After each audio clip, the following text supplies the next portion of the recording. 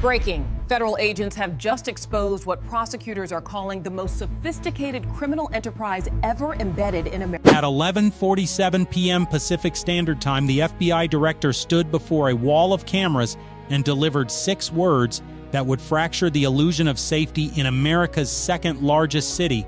We have dismantled a shadow state. Los Angeles, California. September 2025.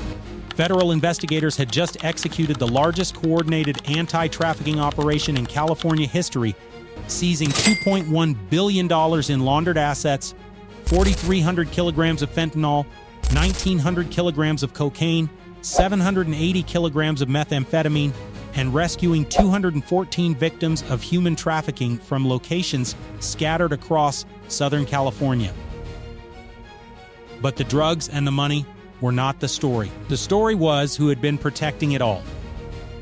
A California state political power broker named Marcus Aldridge, a man who had spent 12 years building what federal prosecutors now called the most sophisticated criminal enterprise ever embedded in American government. And if you think this is about one mansion or one arrest, you are not ready for what comes next. Because what they found inside that property in Bel Air was not just evidence of a crime, it was a blueprint for the complete takeover of an American city.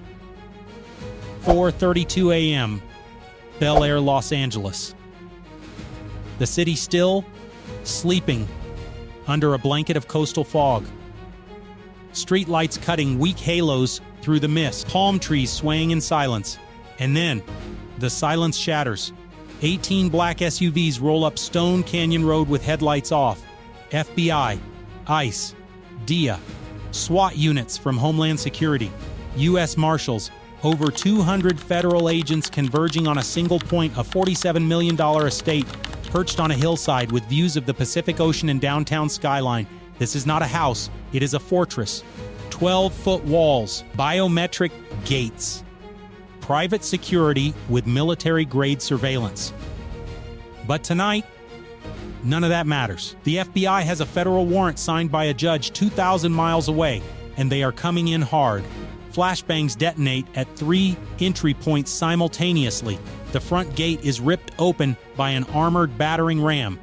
Agents in black tactical gear pour through like a flood. Shouts echo through marble hallways. FBI. Hands up. Get on the ground. Suspects scramble. A man in silk pajamas tries to run toward a hidden panic room. He is tackled before he reaches the door. A woman grabs a leather duffel bag stuffed with cash and sprints for the back terrace. She is brought down on the infinity pool deck, the bag splitting open, $100 bills scattering across wet stone. Inside the main bedroom suite, agents find stacks of documents in a fireproof safe. Ledgers, encrypted hard drives, offshore bank routing numbers, and in a climate-controlled wine cellar beneath the kitchen, behind a false wall activated by a biometric scanner, they find something that makes even the veteran investigators stop cold. A steel-reinforced server farm, 12 machines humming in the dark, each one connected to encrypted satellite uplinks. And on the screens, when the cyber team powers them up, they see it. A live operational map. Routes.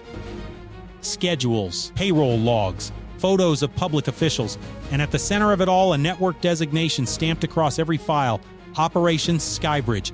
7:14 a.m. FBI Cyber Forensics Division, Federal Building, downtown Los Angeles. Analysts have been awake for 72 hours straight, and now they know why.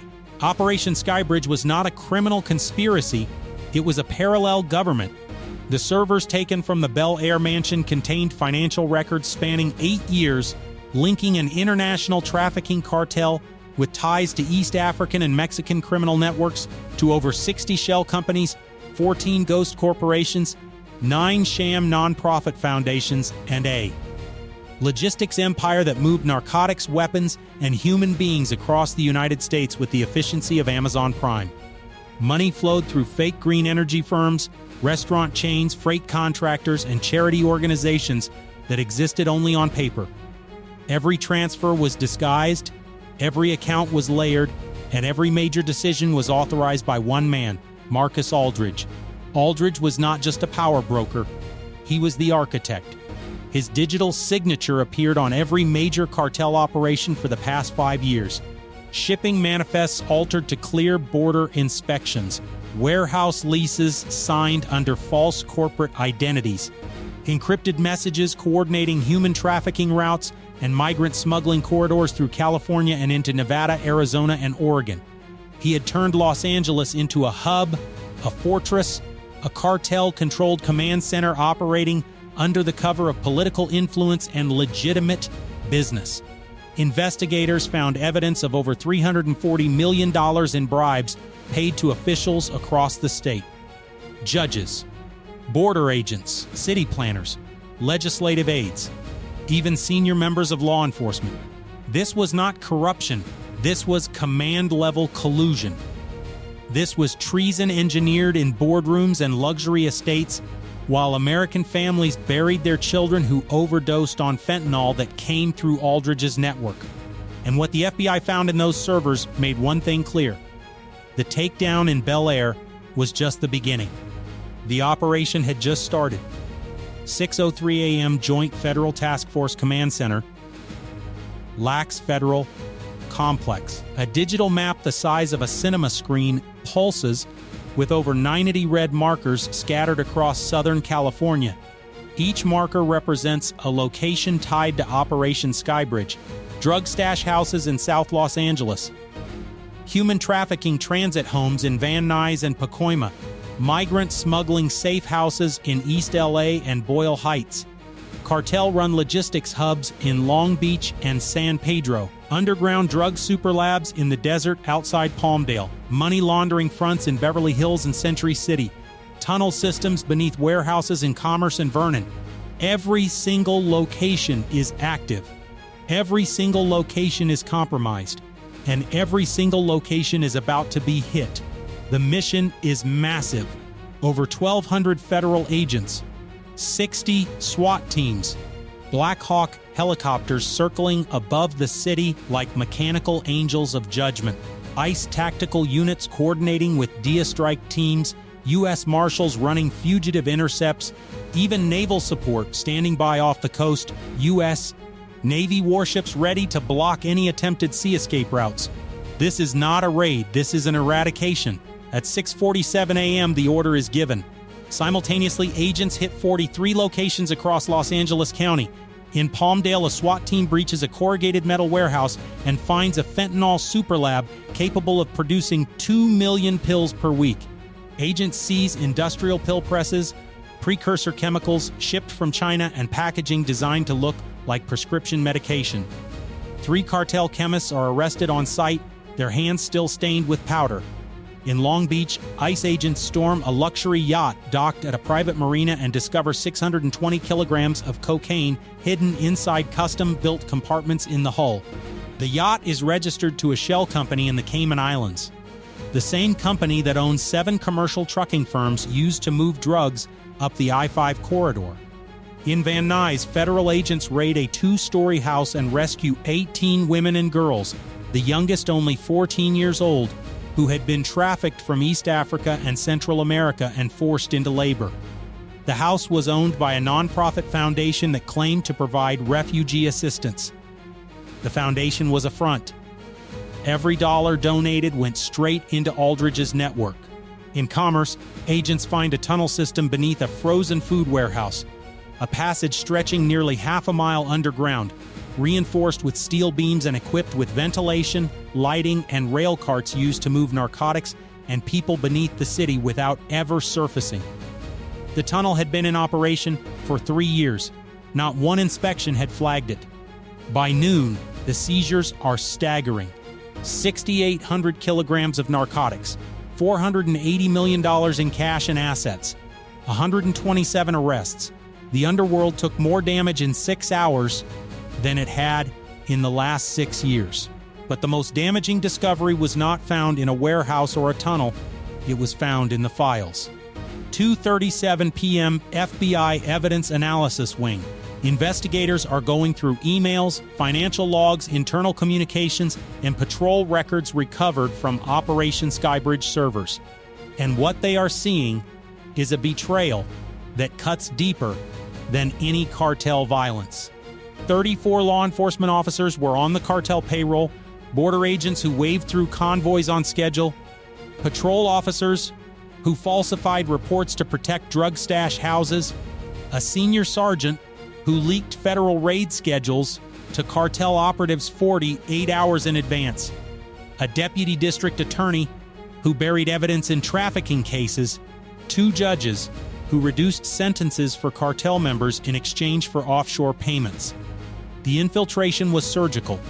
Every weak point in the system had been identified and exploited. Every honest cop who got too close had been reassigned, discredited, or quietly pushed out.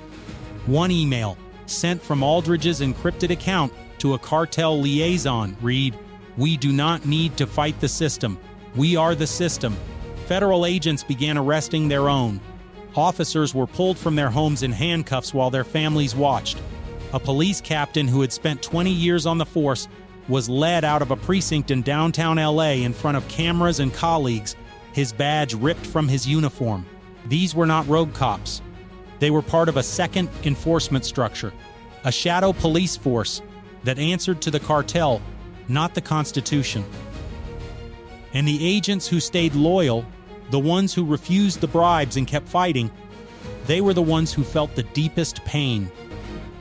One FBI agent, a 15-year veteran, was recorded saying, "I thought I knew who I was working with.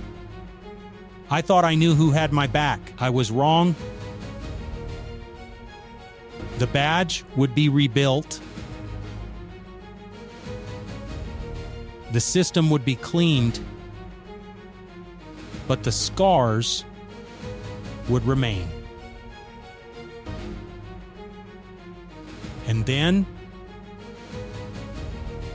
investigators found the final file. It was buried deep in the server structure, encrypted with military-grade protection, labeled only with a date, January 2027. When analysts finally cracked it open, they found a 10-year strategic plan. Aldridge had not been building a criminal network. He had been building a permanent infrastructure. The goal was to turn California into the primary continental distribution hub for narcotics, human trafficking, and weapons smuggling across the western United States. Ports in Los Angeles and Long Beach would be controlled through bribed inspectors and corrupted shipping manifests. Way stations along I-5, I-10, and I-15 would be staffed by compromised personnel. Agricultural inspection points would wave through cartel convoys disguised as produce trucks. Migrant smuggling routes would be protected by sympathetic officials and immigration services. And at the top of the pyramid, political power brokers like Aldridge would ensure that no investigation ever reached the inner circle. This was not infiltration. This was colonization. The system had been redesigned for a cartel future not corrupted by accident. The plan was scheduled to enter its final phase in 8 months. The FBI stopped it with 67 days to spare. Power does not always announce itself with violence. Sometimes, it only needs silence. Silence from the officials who look away. Silence from the cops who take the money. Silence from the voters who assume the system works because it is supposed to. Marcus Aldridge understood that. He built his empire not with bullets, but with bank transfers and compromised loyalty. And for 12 years, it worked. Until it did not. Operation Skybridge is over. The mansion in Bel Air is empty. The tunnels are sealed. The servers are in federal custody. The cartel network has been shattered. But the cost cannot be erased. Families destroyed by fentanyl that moved through Aldridge's routes. Victims of human trafficking who will carry those scars forever. Neighborhoods that became war zones because enforcement was deliberately weakened. That damage is real. That damage is permanent. This story is a warning. It is a warning that corruption does not start with criminals. It starts with ambition. It starts with people who believe They are smarter than the system, who believe they can control the monster they are feeding. And by the time they realize they cannot, it is too late. If you are still watching this, tap like so more people see what really happens when power goes unchecked. Comment expose if you think every official tied to this network should be dragged into the light. Share this story if you believe corruption should never be forgiven, no matter how high it reaches.